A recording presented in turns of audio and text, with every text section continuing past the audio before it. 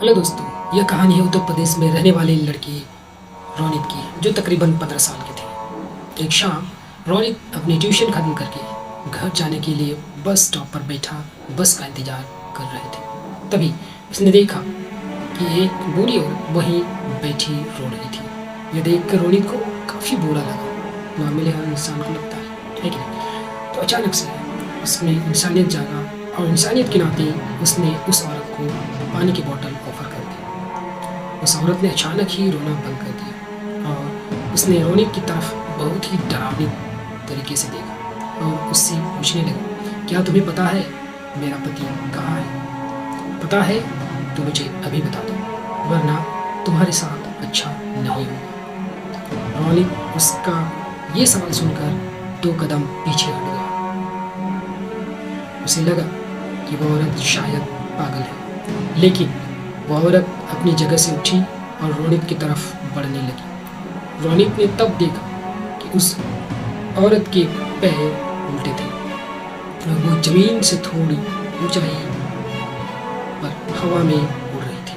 यह देख रोनित पूरी तरह डर गया। उसके साथ ऐसा कुछ पहली बार हुआ था।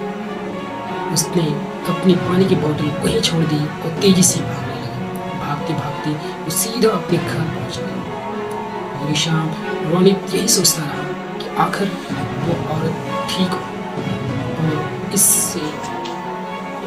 और उससे इस तरीके से बात क्यों कर रही थी, मगर उसे कुछ भी समझ में नहीं आया। उसी रात तकरीबन 2 बजे रात रोनित की नींद अचानक ही किसी के रोने की आवाज से खुली। वो जैसे ही उठ के बैठा, उसके होश उड़ गए। वही बस स्टॉप वाली औरत रोनित के बिस्तर पर बैठी रो रही थी। उसके हाथ में वही पानी की बोतल थी जो रोनित ने बस स्टॉप पर छोड़ दिया था, मगर उस बोतल में पानी नहीं बल्कि खून था। वो औरत एकदम से रोनित पर झपटी और उसका गला दबाने लगी। उसका चेहरा इतना डरावना था कि जैसे वो रोनित को वहीं खा जाएगी।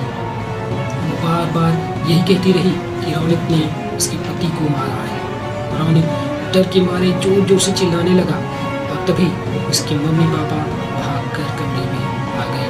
उन्होंने जैसे ही लाइट ऑन की, वो औरत रोनित के ऊपर से गायब हो गई। बेचारा रोनित हक्का बक्का कुछ सोच ही नहीं पा रहा था और रोते हुए अपने पेरेंट्स को सब कुछ बताने लगा।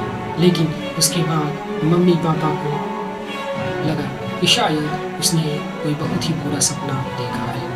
आज तक रोनित समझ नहीं पाया कि उसके साथ उस दिन आखिर क्या हुआ था और वो औरत कौन थी।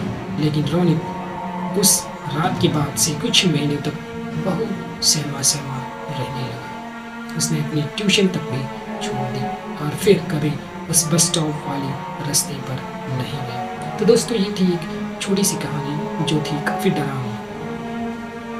मिलते हैं फिर एक नई स्टोरी, एक नई रियल स्टोरी के साथ। तब तक के लिए सी यू।